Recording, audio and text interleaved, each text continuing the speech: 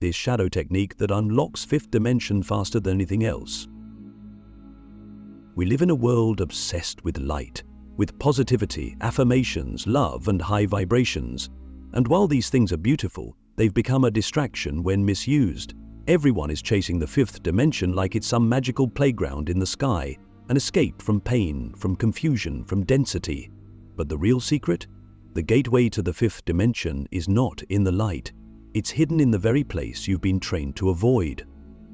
Your shadow. The technique I'm about to show you is not gentle, not mainstream, and not comfortable, but it is the fastest way to shift your consciousness beyond the limits of the third dimension. It's not about crystals, not about floating in white robes.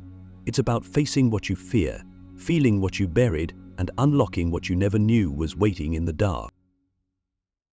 Everything in the spiritual realm moves by frequency. That includes dimensions.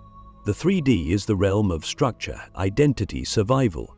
The 4D is transition, a realm of confusion, dreams, polarity, mental spirals. But the 5D? It's coherence. It's where reality bends to your vibration, where time becomes elastic, where you operate from soul alignment, not ego reaction. And everyone wants to skip to that level, but here's the law. You cannot bring your unintegrated shadow into the fifth dimension. It's incompatible. You'll either bounce back to 3D loops or spiral in the traps of false 4D light. The only bridge is shadow transmutation. That's the truth no one wants to face. Click subscribe to this channel to get more profound spiritual lesson. So what is the technique? It's called active shadow collapse. And it's not theoretical, it's energetic surgery. It starts with a simple but devastating question. What truth about yourself are you most afraid someone else will see? You sit with that. You don't analyze it. You don't justify it. You feel it. You write it down, then speak it aloud, not to others, but to your field. You say, "This is the version of me I've hidden, and I now allow it to be seen." That act alone opens a dimensional vortex. Why? Because the moment your ego surrenders the need to protect a false identity, your soul frequency expands instantly. You begin collapsing the energetic programs that kept you in separation. But it doesn't stop there. The real work begins after the exposure. Now you must sit in communion with that shadow, not as enemy, but as messenger. This is the sacred part, the part most people skip. They either try to kill the shadow or glorify it. But the truth is, the shadow is neither good nor bad, it's simply frozen power. It is a version of you that was locked in place because at the time, you weren't safe enough to feel the full expression. But now, if you're ready to enter the fifth dimension, you must be willing to harvest that shadow, reclaim its wisdom, release the judgment, and reintegrate the energy. Let's say your shadow is jealousy. You admit it, you feel it, then you ask, what is this jealousy trying to protect? What part of me feels unseen or undeserving? And you listen, not to your mind, but to your body. Maybe it tells you a story from childhood, a moment when you were passed over, forgotten. You let the grief rise, you let the rage surface, and instead of bypassing it, you say, I see you, I honor you, you are no longer the enemy. In that moment, a fracture heals, and that fragment, once buried in shame, returns to your soul's orbit. That is transmutation. That is shadow alchemy. That is the raw, bloody work that lifts your vibration higher than any mantra ever could. You'll know it's working because time starts behaving differently. You'll speak and synchronicities respond. People you haven't heard from in years will suddenly message you. Your dreams will become lucid, prophetic, but more than that, you'll feel clean. Not pure, not holy, clean. Like your inner space has been cleared of the static that used to distort your decisions. Your manifestations become sharper, your intuition louder, your boundaries firmer. Why? Because you're no longer negotiating with parts of yourself you were ashamed of. You're no longer carrying the weight of pretending to be light when your shadow was screaming for release. You begin to walk differently. People notice. They can't put their finger on it, but they feel something ancient and powerful in you, because you're no longer split. And in the 5D, wholeness is currency. You don't manifest from desire, you manifest from essence. You don't chase timelines, they rearrange around your frequency. And all of that started the moment you said, I'm ready to feel what I fear. That's the moment the gate opened. But let me ask you something. What part of you are you still negotiating with? What truth have you buried so deep it now feels like someone else's story?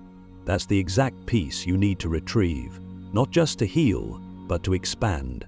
Because the 5th dimension is not a place you go. It's a version of you that emerges the moment nothing within you is denied anymore. Why your deepest wound is actually a quantum door to multidimensional power. There's a lie that most of the spiritual world still lives under, that your wounds are weaknesses, that your traumas are cracks in your system, evidence of being broken, flawed, or lower vibration. But the truth, if you're willing to hear it, is far more radical. Your deepest wound is not a curse, it's not even a block, it's a door. A precise, quantum-encoded, multi-dimensional door. Not just to healing, but to access to higher intelligence, to the part of you that can operate across dimensions without fragmentation. And the reason most people never access their true spiritual power is because they keep trying to transcend the very thing that was designed to unlock it. We've been told to avoid pain, to numb it, bypass it, cover it with glittery affirmations and endless light work. But here's the paradox. Every time you refuse to enter your wound, you stay locked in the 3rd dimension. Why? Because pain is not just emotional, it's energetic storage. When you experience trauma, especially in early life, your system splits. A piece of your consciousness detaches and goes dormant. That fragment doesn't disappear. It becomes an isolated charge, like a black hole in your field. And that black hole? That's the wound everyone avoids. But here's what no one tells you. Inside that wound is not just pain. It's potential. It's multidimensional data. It's you from before the world taught you to hide. Think about it. Every moment of abandonment, rejection, betrayal, those were not random. They were initiations, and what you felt in those moments was not just hurt, it was separation from self. That separation is the root of 3D consciousness, the belief that we are alone, fractured, incomplete. But when you re-enter that space, when you drop into the very frequency you've been avoiding and say, I'm here now, let me feel everything, you collapse time. You send a signal into the field that says, I'm ready to retrieve what I lost. And the moment you do that, your system begins to reintegrate. But this isn't just inner child healing, it's quantum, it's architectural. Because what's buried inside that wound isn't just emotion, it's memory. Memory of who you were before the programming, memory of what you came here to build. And when you access it, you don't just feel better, you remember. Your vision sharpens, your gifts intensify. You begin to download codes, not from books, not from gurus, but directly from your own field. That's when you shift from being a seeker to a source. Let's take an example. Say your deepest wound is abandonment. You carry a fear that people will leave you, forget you, reject you. That wound shows up in relationships, in work, in how you hide your brilliance so others won't feel threatened. And for years you've tried to fix it, to love yourself harder, to affirm your worth. But nothing changes, because you've been trying to treat the symptom, not the portal. But what if one day, instead of avoiding that aching silence, you entered it? You didn't try to change it, you just became still inside it. And in that stillness you remembered the first time you felt it. Maybe you were 5, maybe you were 15, but suddenly you feel it again, not to suffer, but to retrieve the energy trapped there. And when you do, something opens. You cry, but the tears don't weaken you. They release a code. You hear something in the silence, not a voice, but a knowing, a vibration. And that vibration, that's your original power returning. Because here's what no one tells you in fluffy spiritual circles. True power isn't found in being untouched by pain. It's found in being untouched by avoidance. The more you feel, the more you access. And the deeper the wound, the greater the key. That's why the people who've suffered the most, who've walked through grief, rage, betrayal, loss, are often the ones with the most untapped potential. Not because pain makes you powerful, but because pain, when transmuted, unlocks the parts of you that were too advanced to emerge before the wound cracked you open. And in the fifth dimension, integration is everything. Fragmentation lowers your signal, shame compresses your light. But when you walk back into the wound and sit down like it's an old friend, you change the entire grid of your being. You turn every scar into a circuit, every tear into a tuning fork. And now, you're not just healed, you're recalibrated. You're carrying your whole self into the next dimension. And that version of you? That's the one who bends timelines, who speaks and the universe rearranges, who no longer begs for permission to shine. So ask yourself, what am I still running from? And more importantly, what part of me is waiting inside that pain, holding a gift no one else can give me? This ancient shadow transmutation practice was hidden for centuries, until now. There is a sacred technology, older than language, older than religion, that was once practiced in secret by those who knew the truth, that the soul doesn't ascend by escaping darkness, but by digesting it. Not denying, not burying, not decorating, but consuming, breaking down, metabolizing the shadow until only gold remains. This wasn't taught in public temples, it wasn't written into holy books. It was passed from one awakened being to another, quietly, reverently, because it was too powerful to be left in the hands of the unprepared.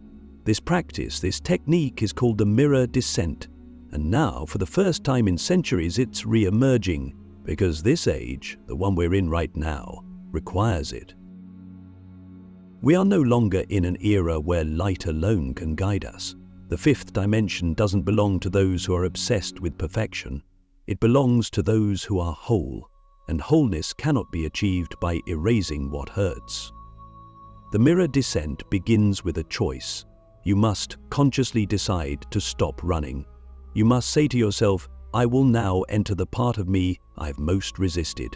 Not to fix it, not to heal it, but to understand its design. Because here's the secret. The shadow was never working against you. It was holding the blueprint of your highest path, disguised as suffering. The practice itself is deceptively simple. You sit in front of a literal mirror, no music, no incense, no filters, and you look. Not for 5 minutes, not 10, but until the mask dissolves, until your face stops looking like you, until your ego panics, and when it does, and it will, you keep looking. Because on the other side of that panic is the portal. At first, the mirror will show you your outer identity, then it will show you everything you've tried to hide. You will see your guilt, your arrogance, your rage, your shame, and most people quit here because it hurts. But the ones who stay, who breathe through the discomfort, who soften into the distortion, they will begin to see something else, a second face. Your shadow self will begin to emerge, not as a monster, but as a twin who's been waiting, watching, suffering in exile for decades. And if you can hold its gaze without flinching, you'll remember everything. You'll remember why that shadow was born. You'll hear its voice for the first time, not screaming, but whispering. And what it says will stop your heart. Because it won't say, destroy me. It will say, please take me with you. That's when the transmutation begins. Not when you kill the shadow, but when you reclaim it, when you let it step forward and rejoin the whole. That one move of choosing inclusion over rejection is what shifts your vibration beyond polarity. You become multidimensional, not because you accessed some external power, but because you stopped leaving pieces of yourself behind. After the mirror descents, your field will never be the same.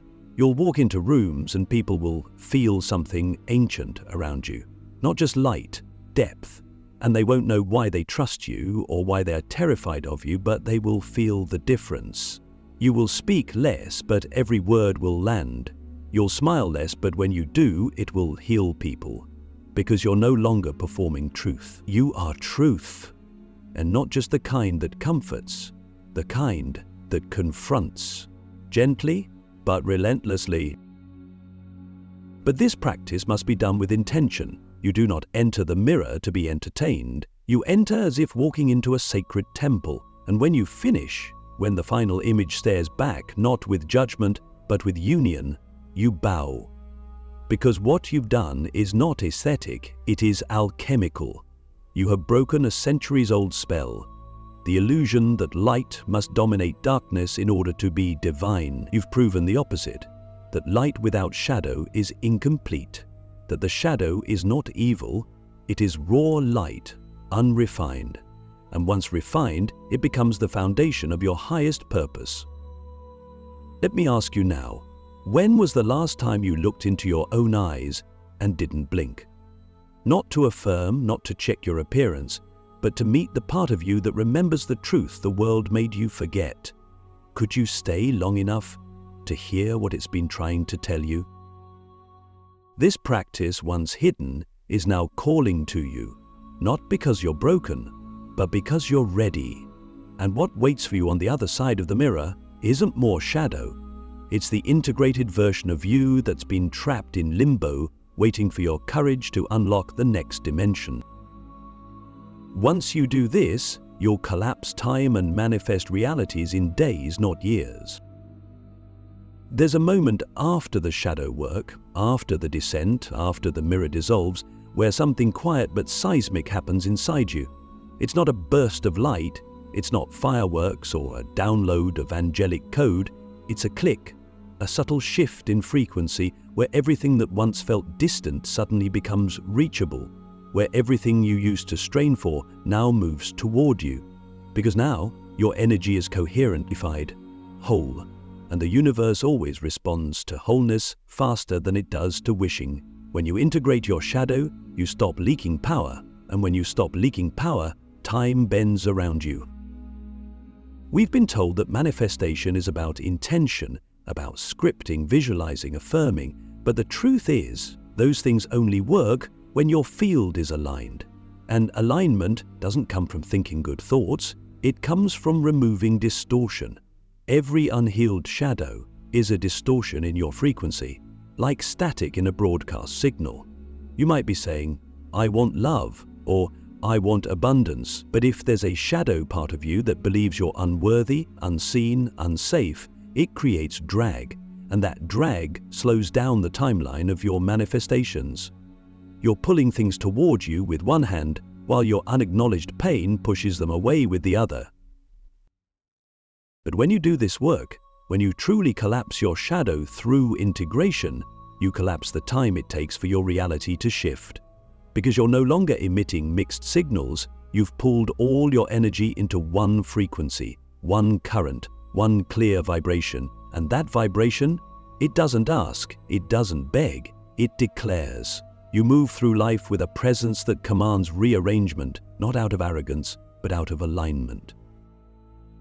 This is how quantum manifestation actually works. You collapse timelines not by forcing change, but by becoming so internally aligned that every version of you, past, present, future, sinks into a single expression. When you become that version, time loses its grip on you. What used to take 10 years, a relationship, a creative vision, a level of wealth, begins showing up in days, sometimes hours. Not because you hacked the system, but because you became the system. You've cleared the shadow, reclaimed your fragments, remembered your original design, and now life moves around your coherence, not the other way around. But this doesn't make you perfect, it makes you present. And that presence is magnetic. You no longer manifest from desperation. You become a gravitational field for what matches your essence. That's why people will say, it just seems like things work out for you now. They'll call it luck. They'll call it timing. But it isn't, it's resonance. You've stopped negotiating with your doubt. You've stopped editing your light. You've stopped rejecting your dark. And in that rare synthesis, the fifth dimension responds.